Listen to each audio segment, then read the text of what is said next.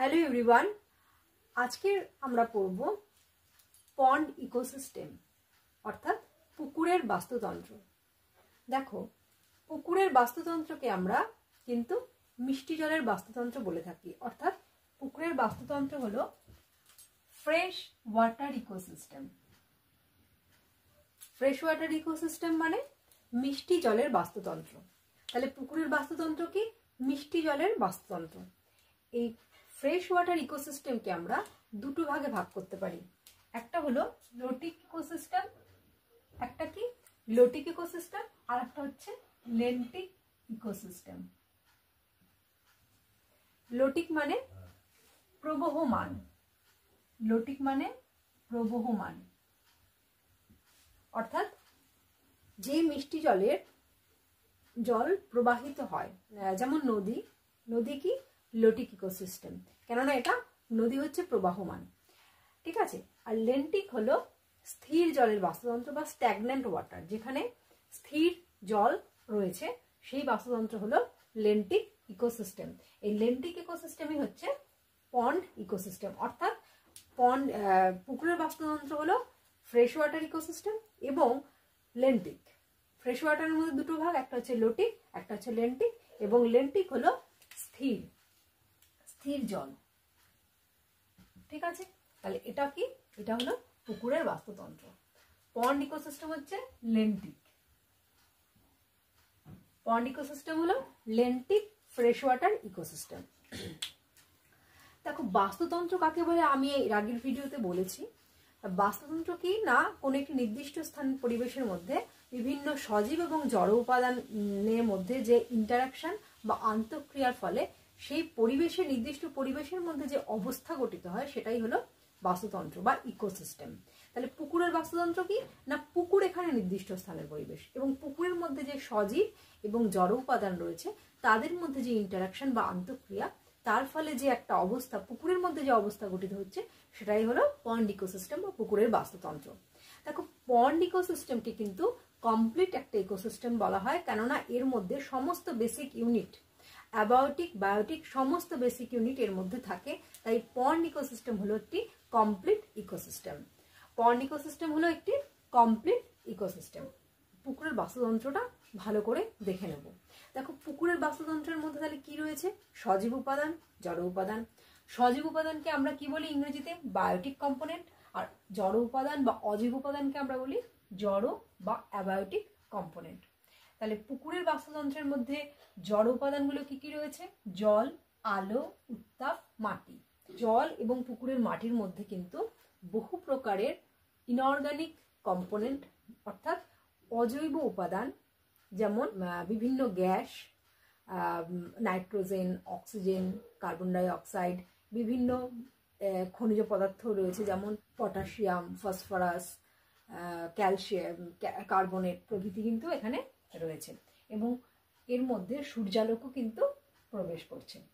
তাহলে এই পুকুরের বাস্তুতন্ত্রের মধ্যে সূর্যালোক প্রবেশ করছে পুকুরের উপরের স্তরে, এবং যত নিচের স্তরে যাব সূর্যের আলো কিন্তু ধীরে ধীরে কমবে। এর পুকুরের বাস্তুতন্ত্রে উত্তাপও রয়েছে। এই জড় উপাদানগুলো কিন্তু পুকুরের বাস্তুতন্ত্রে দেখতে পাওয়া যায়। এবার পুকুরের বাস্তুতন্ত্রের মধ্যে সজীব উপাদানগুলো কি কি? সজীব উপাদানগুলো কি আছে না, ফাইটোপ্ল্যাঙ্কটন। ফাইটো মানে হচ্ছে ক্ষুদ্র উদ্ভিদ এবং প্ল্যাঙ্কটন হচ্ছে জলের মধ্যে ভাসমান। ঠিক আছে। তাহলে ফাইটোপ্ল্যাঙ্কটন কি? ক্ষুদ্র ক্ষুদ্র জলজ উদ্ভিদ। এছাড়া রয়েছে জু প্ল্যাঙ্কটন। জু মানে প্রাণী, ক্ষুদ্র প্রাণী। আর প্ল্যাঙ্কটন মানে জলে ভাসমান। তাহলে জলে ভাসমান ক্ষুদ্র প্রাণীর হচ্ছে জু প্ল্যাঙ্কটন। এছাড়া কি কি রয়েছে? ফড়িং, মাছরাঙা, হাঁস, ক্ষুদ্র জলজ লার্ভা, বিভিন্ন কীটপতঙ্গ প্রভৃতির লার্ভা এবং ব্যাং। ঠিক আছে। এরা হচ্ছে বায়োটিক অর্থাৎ সজীব উপাদান যাদের প্রাণ রয়েছে। এবার আমরা দেখব এই যে পুকুরের বাস্তুতন্ত্রটা, পুকুরের বাস্তুতন্ত্র কিন্তু বাস্তুতন্ত্রে কি শক্তির মূল উৎস কি? সূর্য। এবং সূর্যই কিন্তু সমস্ত পুরো এই বাস্তুতন্ত্রের মধ্যে সূর্যই কিন্তু শক্তির মূল উৎস। কিন্তু শক্তির প্রবাহ আমরা এর আগেও পড়েছি এনার্জি ফ্লোতে, হ্যাঁ, যে শক্তি প্রবাহ কিন্তু একমুখী অর্থাৎ ইউনিডিরেকশনাল। এখানে বাস্তুতন্ত্রের মধ্যে আরেকটি হয়, এই খাদ্য শক্তিরও একটি প্রবাহ হয়, শক্তির প্রবাহ এবং খাদ্য শক্তির প্রবাহ এর মাধ্যমে কি গড়ে ওঠে না খাদ্য শৃঙ্খল। তাহলে বাস্তুতন্ত্রে কি দেখতে পাওয়া যায়, শক্তি প্রবাহ দেখতে পাওয়া যায় এবং পুষ্টি চক্রাকার আবর্তন দেখতে পাওয়া যায়। বাস্তুতন্ত্রে কি হয় না পুষ্টির চক্রাকার আবর্তন আর শক্তির একমুখিতা অর্থাৎ ইউনিডিরেকশনাল ফ্লো কিন্তু শক্তি প্রবাহের ক্ষেত্রে দেখা যায়। তাহলে এবার আমরা শক্তির প্রবাহ এবং পুষ্টির চক্রাকার যে আবর্তন সেটা আমরা দেখব বাস্তুতন্ত্রের মধ্যে। শক্তির মূল উৎস হলো সূর্য, ঠিক আছে। শক্তির মূল উৎস কি সূর্য। তাহলে সূর্যের রাসায়নিক সৌরশক্তিকে উৎপাদক বা উদ্ভিদ নিজের দেহে রাসায়নিক শক্তিরূপে কিন্তু আবদ্ধ করবে। সৌরশক্তিকে রাসায়নিক শক্তিরূপে নিজের দেহের মধ্যে আবদ্ধ করবে কে, উৎপাদক, এবং খাদ্য প্রস্তুত করবে। তাহলে উৎপাদক কি, বাস্তুতন্ত্রের মধ্যে এমন একটি শ্রেণী যেখানে তার নিজের খাদ্য সে নিজে প্রস্তুত করতে পারে এবং সেই খাদ্য কিন্তু পরবর্তী খাদ্যদের মধ্যেও কিন্তু যায়, ঠিক আছে। তাহলে উৎপাদককে আমরা কি বলবো, প্রডিউসার, কেননা এই নিজের খাদ্য নিজে প্রস্তুত করতে পারছে। আর অটোট্রফ কি, অটোট্রফ হচ্ছে স্বভোজী, অর্থাৎ যে নিজের খাদ্য নিজে প্রস্তুত করে। প্রডিউসার হলো উৎপাদক, যে খাদ্য প্রস্তুত করতে পারে, আর যেহেতু নিজের খাদ্য নিজেই প্রস্তুত করে তাই এর নাম হচ্ছে অটোট্রফ বা স্বভোজী। এই যে পুকুরের বাস্তুতন্ত্রের মধ্যে কোন কোন উৎপাদক রয়েছে, ফাইটোপ্ল্যাঙ্কটন হচ্ছে ক্ষুদ্র জলজ উদ্ভিদ, ক্ষুদ্র জলজ উদ্ভিদ রয়েছে, সবুজ শৈবাল রয়েছে। এছাড়া পুকুরের মধ্যে সাবমার্জড বা নিমজ্জিত উদ্ভিদ রয়েছে। পুকুরের মধ্যে কি রয়েছে, পুকুরের মধ্যে সাবমার্জড প্ল্যান্ট বা নিমজ্জিত উদ্ভিদ রয়েছে। এই প্রডিউসার বা উৎপাদককে কারা খাচ্ছে, বাস্তুতন্ত্রের মধ্যে তিনটে শ্রেণী রয়েছে। একটা হচ্ছে প্রডিউসার বা উৎপাদক, দ্বিতীয় হচ্ছে কনজিউমার বা খাদক, তৃতীয় হচ্ছে ডিকম্পোজার বা বিয়োজক। এই খাদককে আমরা কিন্তু আবার কতগুলো ভাগে ভাগ করা যায়, কতগুলো শ্রেণীতে ভাগ হয়েছে। একটা হচ্ছে প্রাথমিক খাদক, যাকে আমরা কি বলি প্রাইমারি কনজিউমার। সেকেন্ড হচ্ছে গৌণ খাদক অর্থাৎ সেকেন্ডারি কনজিউমার। তারপরে হচ্ছে প্রগৌণ খাদক অর্থাৎ টারশিয়ারি কনজিউমার, এবং লাস্ট হলো সর্বোচ্চ খাদক বা ওমনিভোরাস, ঠিক আছে। এবার আমরা তাহলে উৎপাদক থেকে খাদ্য কোথায় যাচ্ছে, উৎপাদক থেকে খাদ্য, প্রাথমিক খাদ্যকরা উৎপাদকের তৈরি খাদ্য কিন্তু গ্রহণ করছে। যে এরা কি করছে, তাহলে উৎপাদক অর্থাৎ সবুজ উদ্ভিদকে খাচ্ছে, তাই এরা হলো তৃণভোজী বা এদের কি বলা হয় হার্বিভোর, ঠিক আছে। যেমন কি জুপ্ল্যাঙ্কটন, ছোট্ট ছোট্ট ক্ষুদ্র জলজ প্রাণী আছে যারা জলজ সবুজ উদ্ভিদ, ছোট ছোট উদ্ভিদকে কিন্তু খাচ্ছে জুপ্ল্যাঙ্কটন। এছাড়া মশার লার্ভা এবং অন্যান্য কীটপতঙ্গের লার্ভাও কিন্তু প্রাইমারি কনজিউমার বা প্রাথমিক খাদক, এবং এদের কি বলা হয় হার্বিভোর বা তৃণভোজীও কিন্তু বলা হয়। এবার দেখো, এবার যে পরবর্তী যে খাদকগুলো রয়েছে তারা কি খাচ্ছে, তারা কিন্তু প্রাইমারি কনজিউমারকে খাচ্ছে, কেউ আবার সেকেন্ডারি কনজিউমারকে খাচ্ছে, কেউ আবার টারশিয়ারি কনজিউমারকে খাচ্ছে। তার মানে এরা কিন্তু সকলেই মাংসাশী, ঠিক আছে। উৎপাদক খাচ্ছে না, কিন্তু এরা সকলেই কিন্তু মাংসাশী। তার মানে মাংসাশী মানে হচ্ছে কার্নিভোর, ঠিক আছে। তাহলে প্রাথমিক খাদককে কে খাচ্ছে, গৌণ খাদক, ঠিক আছে। গৌণ খাদক যেমন ছোট ছোট মাছ, জলজ পতঙ্গ, ব্যাঙ। এবার প্রগৌণ খাদক কারা, গৌণ খাদককে কারা খাচ্ছে, প্রগৌণ খাদক যেমন বড় মাছ, মাছরাঙা, বক, পানকৌড়ি এরা। এবং সর্বোচ্চ খাদক হলো মানুষ, ঠিক আছে। তাহলে আমরা এভাবে উৎপাদক থেকে ক্রমান্বয়ে কিন্তু খাদ্যের মাধ্যমে খাদ্য শক্তির প্রবাহ ঘটছে। তাহলে এবং এটা চক্রাকার কেন, পুষ্টির প্রবাহ হচ্ছে চক্রাকার কেন, কারণ যখন উৎপাদক থেকে প্রত্যেকটি প্রাণী যখন মারা যাবে তখন তাদের শরীরে বিয়োজন ঘটাবে কারা, ডিকম্পোজার বা বিয়োজক। এটা পুকুরের বাস্তুতন্ত্রের মধ্যে জল এবং মাটিতে বসবাসকারী জীবাণু এবং ব্যাকটেরিয়া রয়েছে যারা কিন্তু এই প্রাণী এবং উদ্ভিদের মৃত দেহাবশেষের কিন্তু বিয়োজন ঘটাবে, এবং বিয়োজন তাদের দেহের জটিল রাসায়নিক যৌগগুলোকে সরল রাসায়নিক যৌগে কিন্তু রূপান্তরিত করবে, এবং পুষ্টিমৌল, এগুলো কিন্তু যেটা সরল রাসায়নিক যৌগ হবে সেগুলো হচ্ছে পুষ্টি আকারে আবার কিন্তু পরিবেশের এখানকার পুকুরের বাস্তুতন্ত্রের মধ্যে আবার ফিরে আসবে, এবং সেই পুষ্টিমৌল সহযোগে পুষ্টিমৌল এবং জল, মাটি, আলো এগুলোর সহযোগে কিন্তু উৎপাদক আবার কিন্তু তার খাদ্য প্রস্তুত করবে, এবং চক্রাকারে এই পুষ্টির প্রবাহ বা খাদ্য প্রবাহ কিন্তু চলতে থাকবে। কিন্তু শক্তি প্রবাহ কিন্তু বাস্তুতন্ত্রে একমুখী। তার কারণ কি?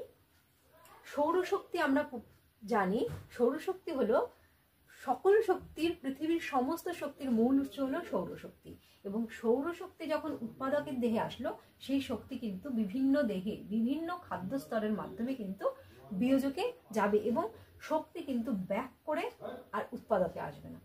শক্তি কিন্তু এখান থেকেই উৎপাদন হবে, সূর্য থেকেই প্রধান শক্তি আসবে, শক্তির প্রবাহ ঘটবে, কিন্তু শক্তি কিন্তু আবর্তিত হয়ে আসবে না, শক্তি কিন্তু সৌর থেকেই উৎপাদকে, তার মানে প্রথম শক্তির কিন্তু আবদ্ধকরণ যেটা ঘটছে সেটা কিন্তু উৎপাদকের মাধ্যমে হচ্ছে। ঠিক আছে, তাহলে শক্তির প্রবাহ হলো একমুখী এবং ইউনিডিরেকশনাল, অর্থাৎ ইউনিডিরেকশনাল, আর পুষ্টি প্রবাহ বা খাদ্য শক্তির প্রবাহ কিন্তু চক্রাকার বা আবর্তিত হয়। এটা কি হচ্ছে না, বিয়োজক যখন উৎপাদকের মৃত্যুর পর এদের শরীরকে, দেহকে ভাঙছে, প্রাথমিক খাদকের দেহকেও ভাঙছে, গৌণ খাদকেও ভাঙছে, টারশিয়ারিকেও ভাঙছে, একেও ভাঙছে। ঠিক আছে, তাহলে সর্বোচ্চ খাদককেও ভাঙছে। এইভাবে কিন্তু পুকুরের বাস্তুতন্ত্র গঠিত হচ্ছে। পুকুরের বাস্তুতন্ত্র আমরা এখন একটা ডায়াগ্রাম সহযোগে দেখব। পুকুরের মধ্যে জড় উপাদান এবং সজীব উপাদান রয়েছে। জড় উপাদান কোনগুলি? জল, মাটি, সূর্যালোক, উত্তাপ প্রভৃতি। এবং জল এবং মাটির মধ্যে রয়েছে বিভিন্ন অজৈব এবং জৈব পদার্থ। এছাড়া পুকুরের যে বাস্তুতন্ত্র তার মধ্যে সজীব উপাদান কোনগুলি রয়েছে? ফাইটোপ্ল্যাঙ্কটন অর্থাৎ ক্ষুদ্র জলজ উদ্ভিদ বা উৎপাদক, জুপ্ল্যাঙ্কটন বা ক্ষুদ্র জলজ প্রাণী, বড় বড় মাছ, ছোট মাছ এগুলি রয়েছে। এছাড়া ঘাস রয়েছে, উৎপাদক ঘাস, জলপদ্ম বা ওয়াটার লিলি প্রভৃতি রয়েছে। এছাড়া ব্যাকটেরিয়া রয়েছে। এই জড় এবং সজীব উপাদানগুলি পরস্পরের মধ্যে আন্তঃক্রিয়ার মাধ্যমে যে একটি পুকুরের মধ্যে যে অবস্থা গঠন করেছে তাই হলো পুকুরের বাস্তুতন্ত্র। এবং পুকুরের বাস্তুতন্ত্রের মধ্যে শক্তির মূল উৎস হলো সূর্য, এবং এই সূর্যের থেকে যে শক্তি, সেই শক্তি আবদ্ধ হচ্ছে প্রডিউসার অর্থাৎ উৎপাদক স্তরে, এবং তা বিভিন্ন খাদক স্তরে সেই শক্তি কিন্তু সঞ্চারিত হয়ে শেষে বিয়োজক স্তরে শক্তি যাচ্ছে, এবং শক্তি কিন্তু আর ফিরে উৎপাদকে ফিরে আসছে না। অর্থাৎ শক্তির কিন্তু প্রবাহ একমুখী প্রবাহ বা ইউনিডিরেকশনাল ফ্লো হচ্ছে। বাস্তুতন্ত্রের মধ্যে শক্তির প্রবাহ একমুখী, কিন্তু বাস্তুতন্ত্রের মধ্যে পুষ্টি চক্রাকার আবর্তন লক্ষ্য করা যায়। কিভাবে হচ্ছে পুষ্টির চক্রাকার আবর্তন? দেখো, সৌরশক্তিকে উৎপাদক তার নিজের দেহে আবদ্ধ করছে রাসায়নিক শক্তি রূপে, এবং উৎপাদক তার নিজের দেহে খাদ্য প্রস্তুত করছে। এই খাদ্য বিভিন্ন খাদক স্তরে কিন্তু পৌঁছচ্ছে, এবং শেষে তা যখন উদ্ভিদ বা উৎপাদক এবং অন্যান্য খাদকেরা যখন মারা যাচ্ছে তখন তার দেহে পচন ঘটাচ্ছে কে না, বিয়োজক অর্থাৎ ব্যাকটেরিয়া। এবং পচন ঘটানোর পর তার থেকে তার বিয়োজকেরা তার নিজের পুষ্টি পূরণ করছে, এবং বাকিটা সরল রাসায়নিক যৌগ রূপে পরিবেশে মুক্ত করছে। এগুলি হলো পুষ্টিমৌল, এবং উৎপাদক এই পুষ্টিমৌলগুলো পরিবেশ থেকে আবার গ্রহণ করে এবং জল, মাটি, সূর্যালোক প্রভৃতি সহযোগে আবার নিজের খাদ্য প্রস্তুত করছে। এরপর খাদ্য সম্পর্কের ওপর ভিত্তি করে উৎপাদক থেকে আবার বিভিন্ন খাদক স্তরে খাদ্যশক্তির সরবরাহ চলছে পুকুরের বাস্তুতন্ত্রের মধ্যে। এভাবেই পুষ্টির চক্রাকার আবর্তন সংঘটিত হচ্ছে। সুতরাং পুকুরের মধ্যে জড় এবং সজীব উপাদানের পারস্পরিক আন্তঃক্রিয়ার মাধ্যমেই পুকুরের বাস্তুতন্ত্র গঠিত হয়েছে।